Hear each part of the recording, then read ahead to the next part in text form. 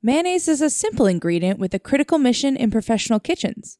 So why is selecting the right mayonnaise so complex? From extra heavy duty to real super premium, the category terminology causes unnecessary confusion. And the lack of standardization can lead to disappointing results, dissatisfied customers, and costly waste. Visit venturafoods.com/mayo needs to help you find the right mayonnaise for your operation.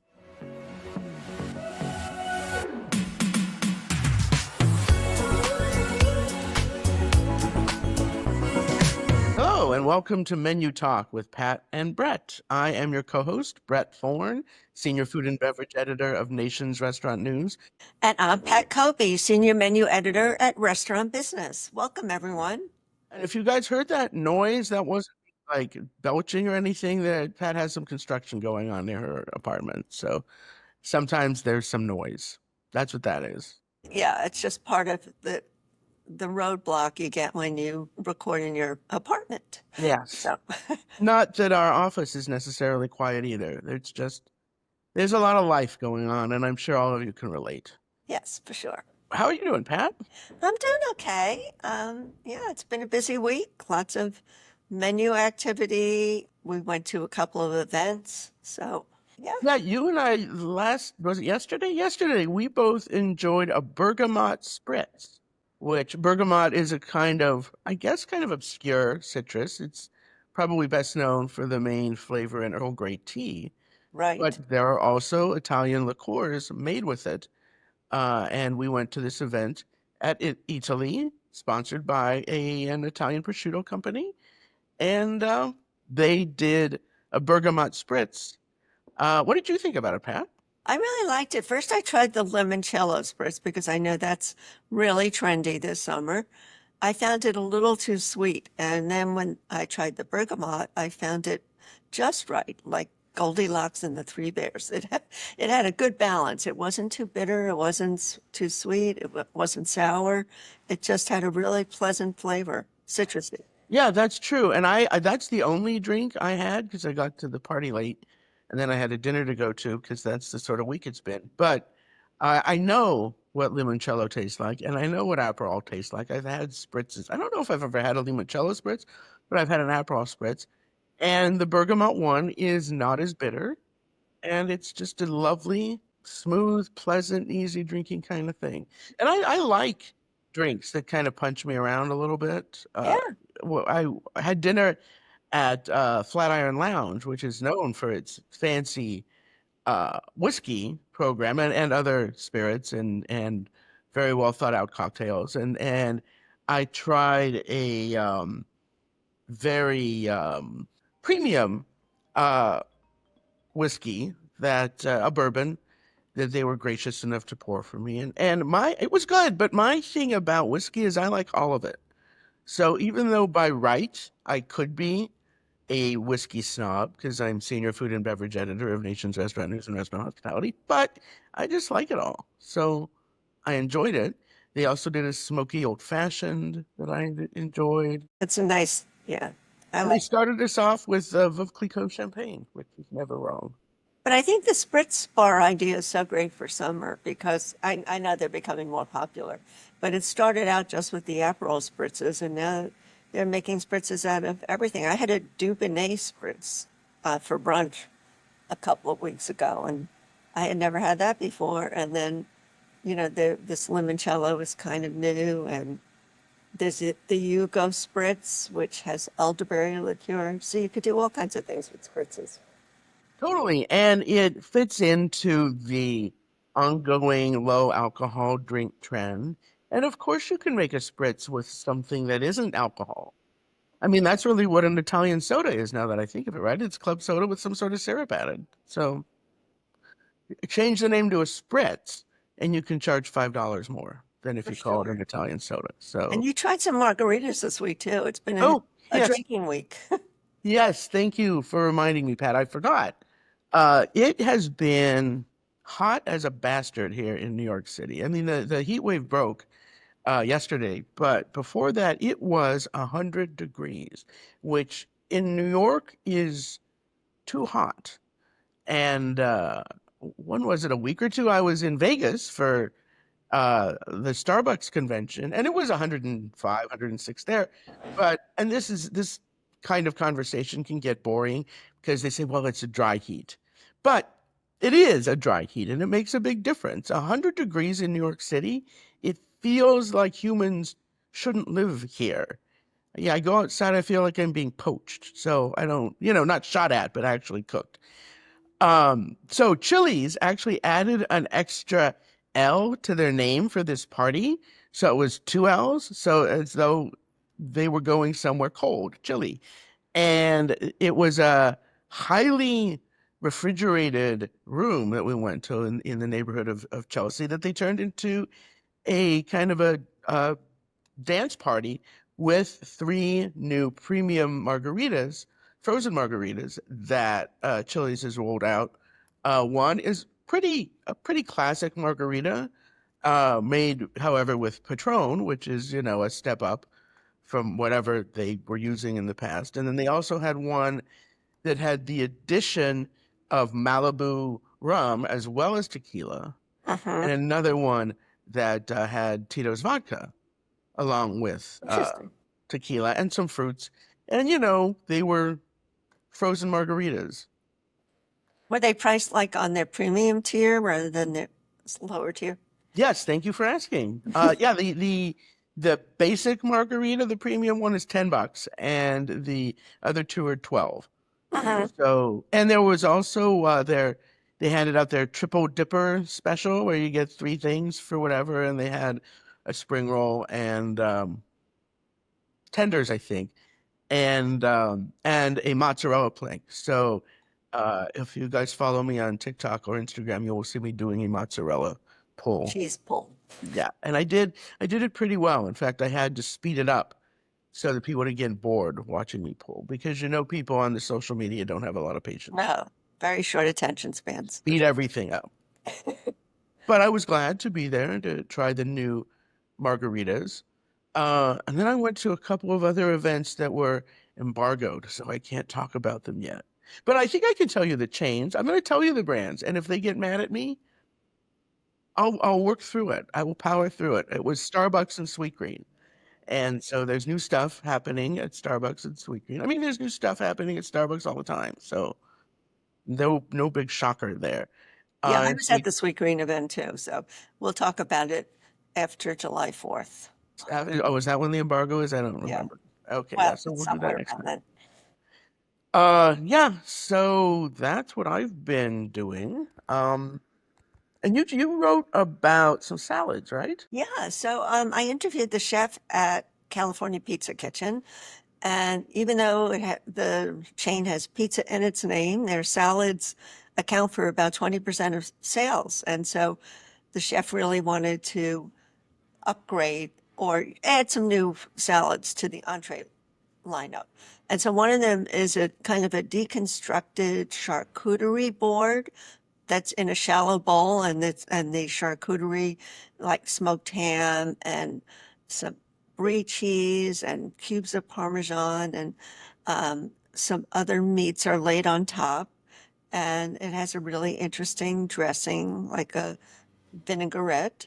And then he also did a steakhouse salad, because steakhouse salads are super popular now, using filet mignon. And the interesting thing is, so that it would be affordable, is he uses like the ends that like the meat supplier would not send out for this salad. So he gets them at a really good price. They're usually ground up into hamburger.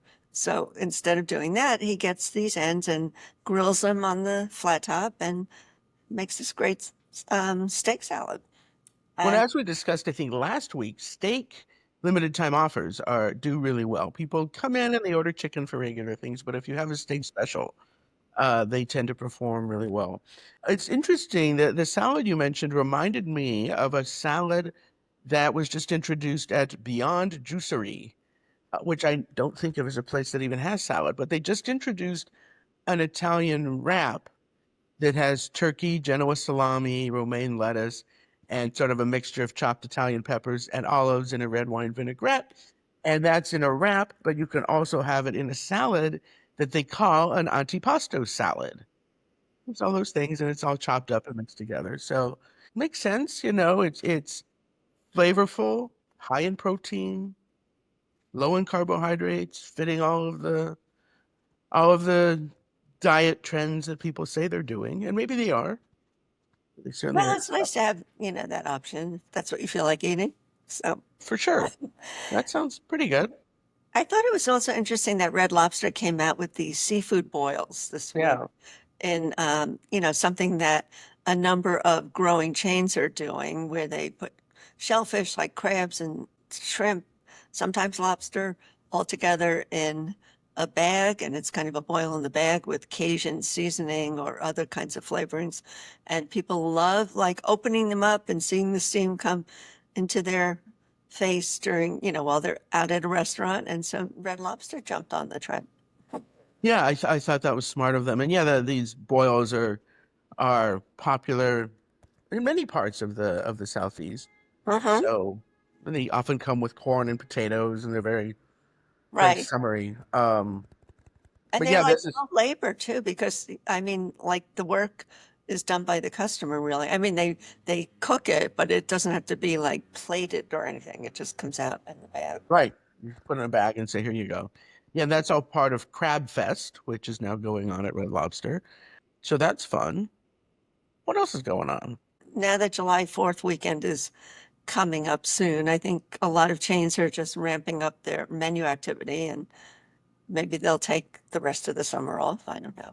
Well, that would make our jobs easier, so that we didn't have to report on every new menu item that came out. One thing I've noticed is there are Pizza Hut just came out with a spicy Hawaiian lovers pizza, Yes. and Mountain Mike's also has a Hawaiian. They call it a zesty aloha pizza, and it has mango on it. And I don't know that I've ever seen a pizza with mango. Pineapple, sure, but Yeah. mango, I don't think I have. No, I haven't. And so, yeah, my colleague Alicia Kelso asked me about that. Said, "You ever seen mango on a pizza?" And I lived in Thailand for a while, where there's a lot of mango, Hmm. and the Pizza Hut there actually has a really delicious pineapple pizza. I am not a pineapple on pizza kind of guy, but in Thailand the pineapple is so good Hmm. that it's delicious on pizza, and they would put it on with bacon, and that Right. was a, That's that was a really nice dish. Yeah. I know there are huge pineapple pizza fans all over the country, but I don't think I've ever even tried one. So I can't say whether I like it or not. Oh, really? I was like, good Yeah, for I guess you. I'll have to head to Pizza Hut and try it. Well, you were born and raised New Yorker, so Yeah. you were raised on New York style pizza. I am not. I was raised in Denver, and I had some friends, using the term loosely, people with whom I spent time in high school, and one of them liked pineapple on pizza. Yeah. I think I could see it, but I am a purist when it comes to pizza, so I haven't tried it yet. But speaking of pizza, I mean, I did this story, I think I mentioned it last week, on how the Dubai chocolate bar is influencing all these items coming out on menus. Well, one of the Technomic people who covers international menus sent me this pizza that Domino's is doing, and it's in Asia somewhere, and it's covered with like crumbled Dubai chocolate bars and durian, which sounds really out Oh there. no. So, yeah, so people are putting all kinds of things on pizza. And this was a savory pizza? Was it one of those dessert Yes, pizzas? I mean it wasn't called a dessert pizza. It had, regular cheese on it, and I don't know. I mean, it maybe in Asia they like that combination. And who am I to say it's bad? I haven't tried it. Have you ever had durian? Haven't, I don't think. But And I you know wouldn't you remember. lived in Asia for a while, so you Right. probably have. Yes, I've had durian, and it is challenging. Smelly, right? Yeah, it smells bad, but it also tastes, to my palate, sort of like sweetened onion and garlic. Oh.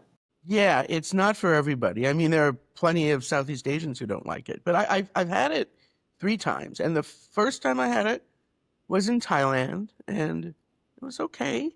And then my mother and brother came to visit. We went to Cambodia, and I wanted them to try durian so that they would understand. And they didn't spit it out, but they didn't exactly jump for joy. And we ended up giving it to the hotel staff, who were delighted because it's a luxury fruit. So Yeah. they were So you glad to just have. had it like cut out of the fruit. You just Yeah, had as is. Okay. yeah, yeah. It sort of comes in little. It's a huge fruit, and like people die periodically from durian falling out of the trees and landing on their heads because they're big, spiky fruit. But it's sort of packaged in little bite-sized chunks wrapped around a seed, and the texture is kind of like avocado, so it has that sort of creamy texture. But the third time I had durian, I was on a press trip to Malaysia, and we were on the island of Penang, and it was the height of durian season. And Malaysian durian has a reputation for being the best durian, certainly as far as the Malaysians are concerned. But I tried it, and it was delicious. It's very rich, so I didn't eat very much. But it wasn't just sweetened onion and garlic. It was more than that. And it was sort of nuanced and complex, like a good cheese. And so that was very interesting. And I understood it finally at that point. I guess the third time worked. Yeah, well, I like to say that I will try anything twice because the first time maybe you got a bad version. So I'll try it again. 3 times, not necessarily, but with durian, I did. So anyway, uh, I think we're probably ready to move on to our guest. My guest, who I interviewed this week, is John Burns Patterson, who is the co-owner and operator of the Nashville location of Frankie's. You know the Frankie's restaurants in Brooklyn, which are delicious, and the service is really good, and everything about them is extremely pleasant and hospitable. And some of the stuff translated really well to Nashville, and some of it didn't. And they, had to adjust and find different ways of doing things or presenting things in a different way. And John Burns Patterson, nice fellow. In fact, we talked about how he's a nice guy. People seem to try to go out of their ways to accommodate him and do nice things for him, which I think comes from being a nice person. And we had a really enjoyable, lovely conversation that I'm pretty sure all of you are going to enjoy. How you doing, John Patterson, or John Burns Patterson, as your bio says you are? Do you go by that? If you call me John in front of my mom, she will pretend as though she has no idea who you're talking about and refers to me as John Burns. But John Burns, I've gone by John pretty much my whole adult life. not Johnny Burns? Not John. My grandfather called me Johnny, but he was the only one. My full name is John Burns Patterson IV. But as you can imagine, New Yorkers don't take too kindly to big, regal Southern names. So I just went by John or anything that they called me. And you're an Alabama, right? I am. I'm from Montgomery, Alabama. Nice. Yeah. Well, actually, I've never been, but I assume it's nice. There's parts of Alabama that are nice. And you work for New Yorkers in Nashville, right?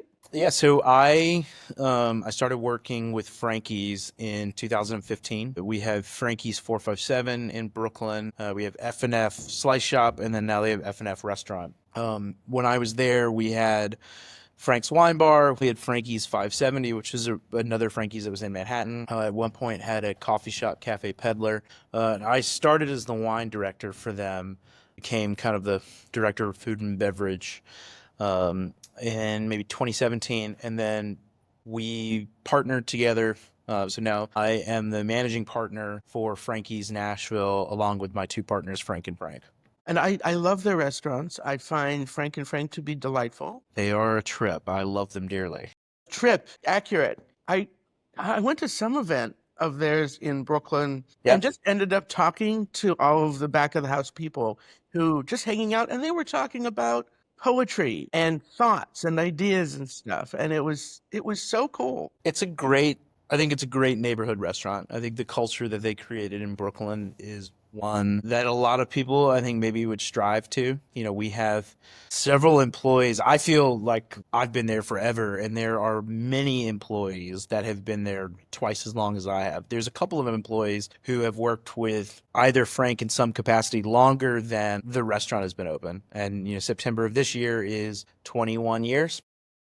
Whoa. So that's something. Yeah, I still think of it as that great new place in Cobble Hill or Carroll Gardens. Carroll Gardens, yeah. Yeah, I can't distinguish the two neighborhoods. I live in Brooklyn, but I can never tell which of those is which. And I lived until recently, I lived in Park Slope, so it wasn't that Oh, far. amazing. So is this your first time living in Tennessee? It is. So I moved when I left Alabama after high school in 2006. I went to Charleston, quick moved to California. Then I was in New York for 11 years and then moved back to Tennessee. I moved back south to Tennessee in January of 22. You were at McCrady's in Charleston, right? I was. So I went to college in Charleston. And my wife and I, as crazy as it sounds now, it sounds so ridiculous, but McCrady's had this $35 menu. And if you went before 7 o'clock, maybe on a weekday, you could have the $35 menu. And so my wife and I chose to, like, that was what we would do instead of going to college bars and, you know, cutting up. And I became kind of friendly with Clint Sloan, who was the wine director at the time, and then became the general manager. And I was a hospitality and tourism major. And I was like, hey, I've got to find a job for my final semester, and it counts as credits. Can I come work with you? And he was like, yeah, sure. And this was all in email, and I was very, like, formal in how I wrote emails because I was at that, like, time where I was thinking restaurants were so intense and fancy. And I remember when I walked in the door, Clint was like, you know, I was hoping that was you because I wasn't really sure with the way you talked in your email was not how you talk in person. But I just was going to, like, let it ride because there was a college student who was going to come basically be my assistant. And I was okay with it. So I was there for my last semester of college. So was that during the Sean Brock period? Yeah. He was at McCrady's for a little while. It was right when he had won his first James Beard Award, and the restaurant it went from being, like, busy to every night just getting crushed. It was a great learning experience. I had a lot of fun. I was the cellar intern turned support staff turned food runner expediter. It was a fun job, kind of being thrown to the wolves, but it was great. Yeah, I would think it would be, you know, as long as you have comfortable shoes and okay. Yeah. And whatever. That was the last time I wore a vest to work. That was before New York, right? Yes, that was like right out of college. And while I was working at McCrady's, I had applied for an internship at the French Laundry. And yeah, and that was like kind of wild. I applied maybe it was through like the Court of Master Sommeliers. I don't entirely remember, but I got the internship. And so I quit McCrady's. I sold a bunch of stuff so I could pay my way and rented an apartment. I moved out there, got the job. I think it lasted 4 days maybe. And then they got in a lawsuit over an intern not related to me whatsoever. So they had to cut out all internships. And so I was just like, okay, well. And I live in Yountville now. Did you live in Yountville?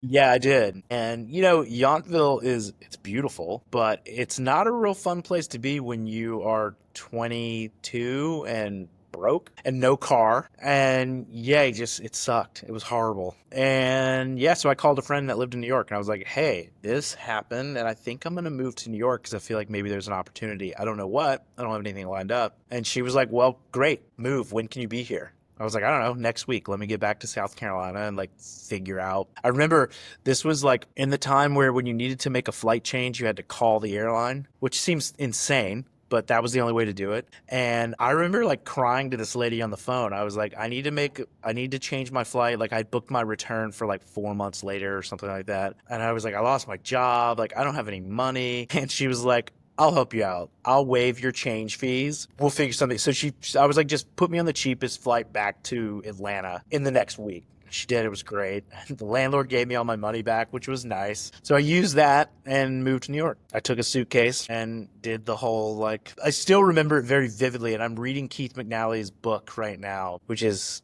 coincidental for me. I love his restaurants very much. But when I took a Chinatown bus and it dropped me off at like Canal and 6th, like kind of at that large, weird intersection. And I didn't know there was no Uber or any of that kind of stuff. And I just got in a taxi and I was like, take me to Balthazar. Because that was what I knew. What about Keith McNally? That's his flagship. Yep. In case there are people in the audience. Yeah. It's not So us. Balthazar to me is like, I don't know, one of the greatest restaurants ever. Yeah, so I had the taxi drop me off at Balthazar because I knew my friend lived a block and a half away. And so I was like, well, I'll just get out in front, have my suitcase, and I'll just walk down. They were on Bowery and Stanton, so it was easy. And then what happened? I just started cold call interviewing. I mean, anywhere that would talk to me, I took interviews.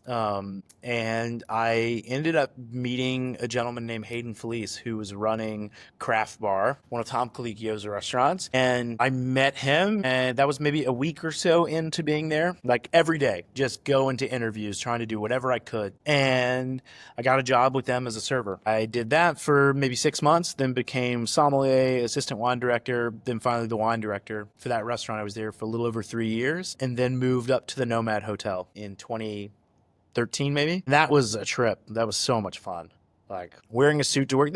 I got the experience there that I was hoping I would have gotten at the French Laundry, where you get to open a lot of fancy wine, be around people who, like it's not real life. People are spending money like it's not real life. But from a restaurant professional and as a wine professional, it was the place. The generation before me in New York City had the restaurant crew. I was not around for that. For my generation of sommeliers, that was the Nomad, where you could do all this. So I was there for a year, and then I met the Franks through a mutual friend who runs another awesome restaurant in town. And he was like, look, you got to take the meeting. I was like, I don't know, dude, I'm having like a lot of fun, making really good money. I'm getting to open really crazy wine that I never get to drink, and I'm learning a lot. I don't like it. And he's like, trust me. And so I said, okay, I took the meeting. I walk into so the Frank's office is above the restaurant in Carroll Gardens in an old apartment. And I walk into the interview, and the three of us are wearing the exact same thing. We're wearing jeans, a like wool shirt and a Barber vest. And this was December of 2014 or whatever. It's freezing. And I don't know, we just kind of hit it off. It didn't feel like it was an interview. It felt like these were like friends of mine that I had never met before. And yeah, that was over 10 years ago. New York obviously has good branding behind it. Well, good and bad branding. And Sure. Brooklyn in particular does. Yeah. But yeah, nobody wants to hear you talk about how things are better in New York when you're Nope. running a restaurant in Nashville. No one wants to hear it. It was really important to me. Two things were really important when we opened the restaurant here. One, the staff that are here full time are Nashville residents. We didn't bring, we brought some folks from New York to like help us in the opening days, but they weren't on the payroll here. They're not employees here. And two, that, I live here. I don't split my time. I'm a resident. I live in East Nashville. I live close. I can walk to the restaurant, and I'm here 6-7 days a week. So it was important to us that people knew that, like, while Frankie's is a neighborhood restaurant in Carroll Gardens, we're not copying, pasting that into East Nashville. We're taking the elements of it that are important and doing them here, doing them in a way that is authentic. So it's not just like a mailbox type restaurant, if that makes sense. Yeah. I don't think there's anything wrong with it. It's just that's not us. So what adaptations did you have to make to the East Nashville market? A couple of things. So starting with the pizzeria. So in New York, our slice shop is F&F. This slice shop is Frankie's. It's not the F&F brand. So a couple of the concept is the same. The base is the same, but the execution is a little different. We don't just do slices and salads. We do a little bit more. Pizza is, I don't know, it's like the identity of New York food for me. But in New York, it's a very transient thing. You grab a slice, you walk to the subway, you walk home, wherever you're going. Well, people don't do that in Nashville. They get in a car to go somewhere. So the application is a little different. So, we've adapted the slice shop to be a place where if you want to come in and grab a slice and bounce, you can do that. So the elements of what we wanted from New York are still there, but there's additional plays. We also serve alcohol over there. We have a bigger patio. It's just the concept is the same. The execution is just slightly different. In the restaurant, a lot of the food, the menu and stuff is pretty much the exact same. What's been fascinating to me is the product mix is so different than New York. Things that are maybe the most popular in New York are maybe not that way here. We also have a Cavatelli little, with sausage. yeah, I mean, the cavatelli with sausages, the number one will always be, nothing will ever come close to it. That's the dish that like sealed the deal for me when I first ate at Frankie's, like probably almost 15, 16 years ago. And you know, there's dining is different. In New York, lunch at Frankie's is huge. It's like, it's a thing. It's less so here, but we still do it. We'll stick to it. It's important to us that we're a restaurant that's always accessible and available. And then we have a bodega, which we don't have in Brooklyn. So, were you in Park Slope during the pandemic? Yep. So you remember, I don't know if you ever went to Winter Bakery. I'm familiar with Winter. I didn't go until after I came out of lockdown. I was one of those people who stayed in my apartment for 13 months.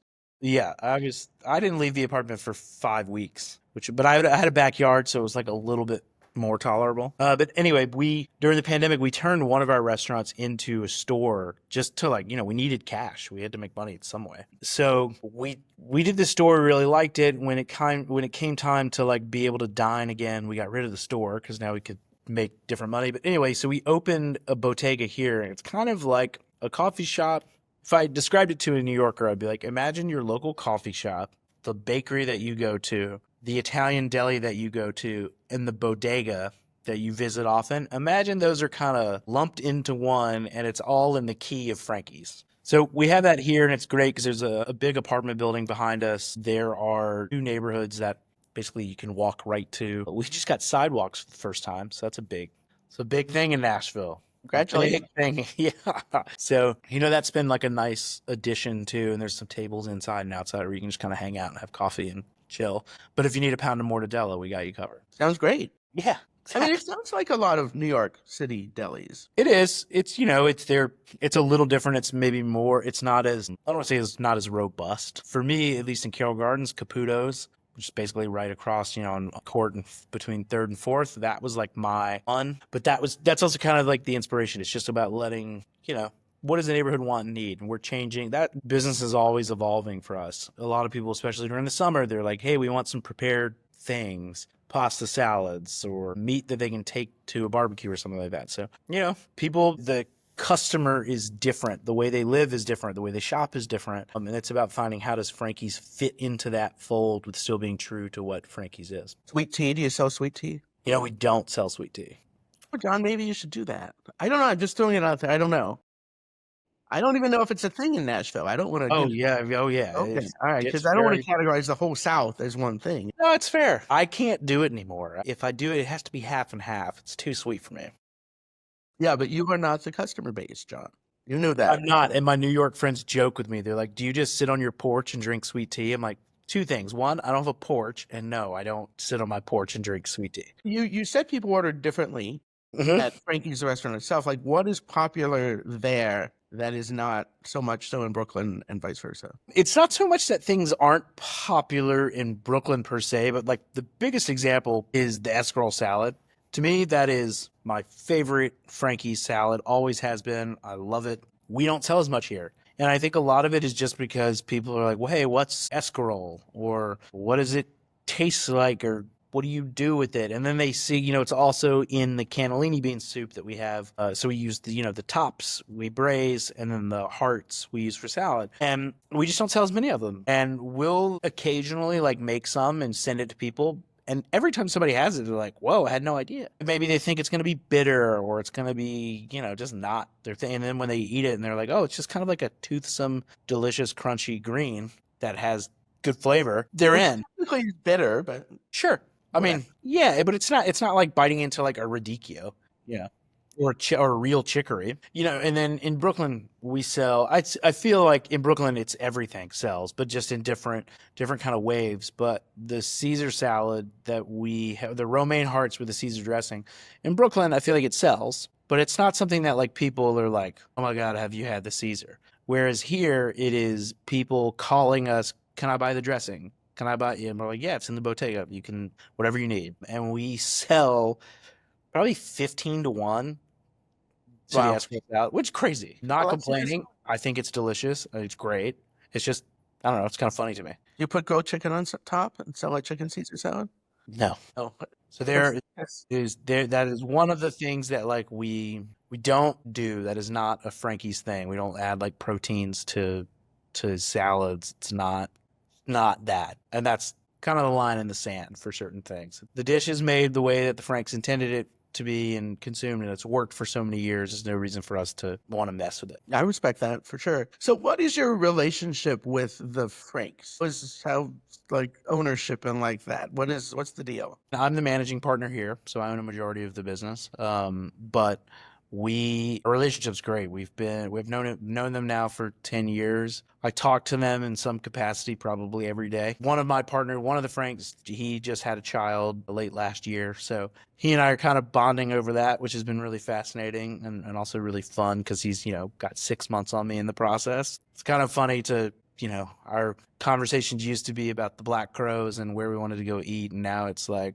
is baby pooping? Yep. Yeah, it's about spitting up. Yeah, I got projectile this morning. But we talk a lot about what we're doing. They have a great team in Brooklyn, and I talk to a lot of those folks pretty regularly. I still am very loosely involved in the wine programs there. They have a great team, but just adding some help where I can, and that was also kind of my baby for so long, so still lending a hand where I can. But they come down as often as they can. Last year it was pretty much once a month. This year I think it'll definitely be a little less than that. But we share all of the like intellectual property, the recipes and all that kind of stuff. And our team and the chef team in Brooklyn communicate, and it's good. It's definitely very foreign to both of us because for 7 years we shared an office, and now I'm 700 miles away. But it's been really good, and I think I came into this with the attitude of like, Frankie's has already done, it's the proof of concept is there. The food's delicious. The style of service is great. The atmosphere is awesome. Like, I know how to replicate that foundation here and then let it grow into what Frankie's in New York has grown into. And I think we have a big level of trust. And at the same time, they're not nervous about calling me and being like, hey, that was a swing and a miss. And here's what I would do. I see them as obviously they're my business partners, but in a sense also mentors and good friends. And we have a good enough relationship where we can chat about challenging things, and it works. That's great, because if you can't do that, then you don't necessarily know it's not working, and that's a problem. Totally. And I think a lot of being a business owner is you kind of at the top by yourself often. And I definitely feel that way at times here because it's a big operation. There are 48 employees that work for us. That's a fraction of what we had in Brooklyn. What we have now, they're back up. At the pandemic, when we laid everyone off, I laid off 151 employees. And now they're back to full capacity. But, it's just different. And so it's nice to be able to have somebody that I can reach out to and kind of bounce an idea off. I have my own business mentors and colleagues locally that I chat with, and I think it's super helpful. But it's nice to be in a partnership where there's enough freedom to be able to do the work because, again, what works in Brooklyn might not work here, and what works here might not work in Brooklyn. Same deal. So just being able to have enough trust to know that, like, I've never led you astray before, and I'm not going to do it now, especially when like my ass is on the line. So yeah, it's been good. Now, but you said your wife works in New York, and you have a newborn. So how does that work? So she, prior to the newborn, she works remotely. She's been remote for really since the start of the pandemic. She works for a great nonprofit in the city. So she's on maternity leave now, and when she goes back off, she'll go up once a month. And we were talking about it because we just booked our first trip together for later in the year, and we've talked about it a good bit of like, we want our child to go to New York from a young age, go often. I think it's important for us, for her, our daughter, to kind of understand what, I don't know, New York really shaped my wife and myself. Like I'm a very different person than I was before I moved to New York. And I think part of that is growing up, but also part of that is where you grew up. I grew up in a very small bubble in Montgomery, Alabama, and moved to, I think, an even smaller bubble in New York. But as you can imagine, they really don't have anything in common. My wife going back once a month or so, I think it'll be a great thing. The kid will be in school by then. So, but it's worked out really nice. I think it's allowed both of us to keep our connection to New York that we never wanted to get rid of, but we still get our life in Nashville that we love and really wanted. Yeah, you I guess you don't have a porch, but you probably have a yard, right? I have a yard and I have a roof deck, which is nice. And I can park my car in the driveway instead of having to fight somebody on 14th Street for a spot. Mayonnaise is a simple ingredient with a critical mission in professional kitchens. So why is selecting the right mayonnaise so complex? From extra heavy duty to real super premium, the category terminology causes unnecessary confusion. And the lack of standardization can lead to disappointing results, dissatisfied customers, and costly waste. Visit venturafoods.com/mayo needs to help you find the right mayonnaise for your operation.